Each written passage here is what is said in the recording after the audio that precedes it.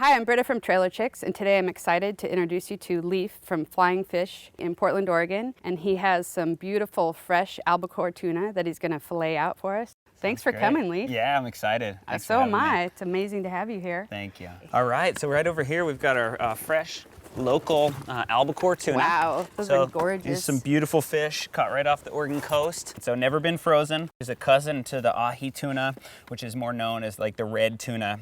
This is a cousin to that.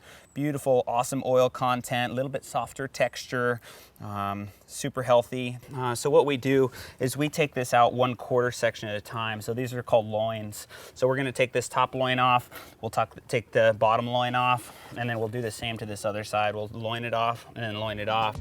If you're ever on the coast or if you're in Portland, you can pick up a whole fish. Just because you have a small space doesn't mean that you can't fillet it out yourself, which is more economical. You can set up a table outside, you can have a cutting board. It's just an easy way to do it without getting your kitchen messy and have more space to do it in.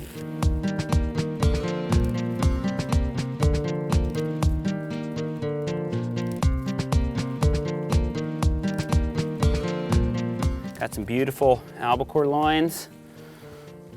Ready to turn it over to Britta.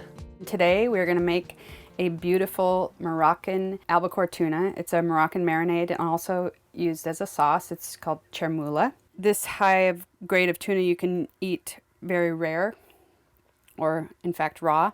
And so today we're just going to sear it on the outside. I'm going to marinate it first. Then we're going to do a quick sear, and then through the middle it'll be like sushi. We're going to start with the sauce. In this bowl I have parsley and cilantro chopped finely and a couple cloves of garlic. And to that I will add coriander and cumin. And these are just ground. If you'd like, you can toast the seeds and then grind them for an even brighter flavor. Here I have some cayenne pepper, very hot, so I'm going to be judicious with this. My little addition, usually use a sweet paprika, but today I'm going to use smoked paprika. This is from Spain. It's a sweet smoked paprika. It doesn't have any heat, but it's got this really great smoky flavor. And then we will add some lemon juice, a couple tablespoons, and some olive oil.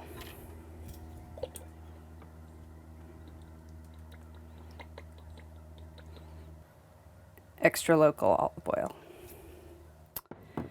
And I'm just going to mix this up. Probably add a little bit more olive oil because you want it to be kind of more oily than chunky. And then I'm just going to place it in here and marinate it for just a little bit.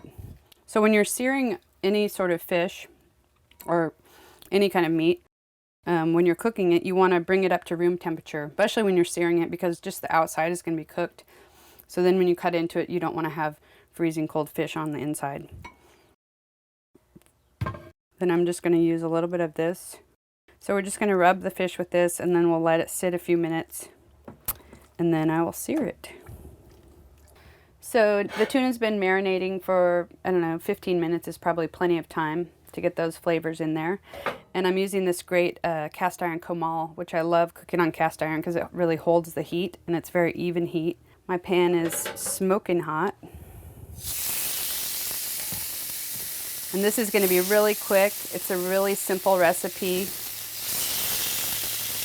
You don't need any fancy equipment, just a knife and a pan basically, and you're in business. And this is just going to be about 1 minute per side. We're going to cook it so it's totally rare through the middle. So now it's been on there about a minute, and it's got a really nice sear on it. It's golden. It's cooked about 1/4 inch through, and I'm just going to turn it.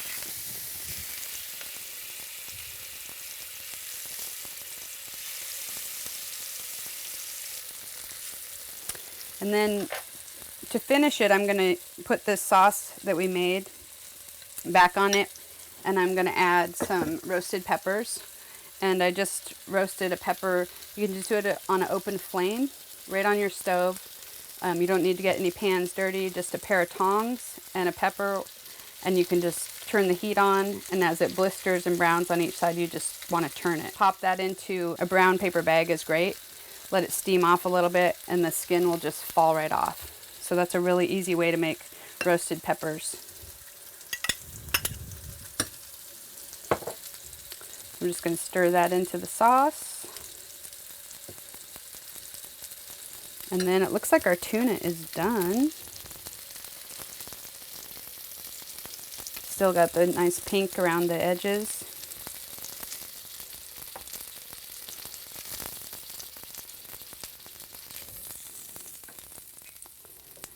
And then we're just going to pour the sauce right over it.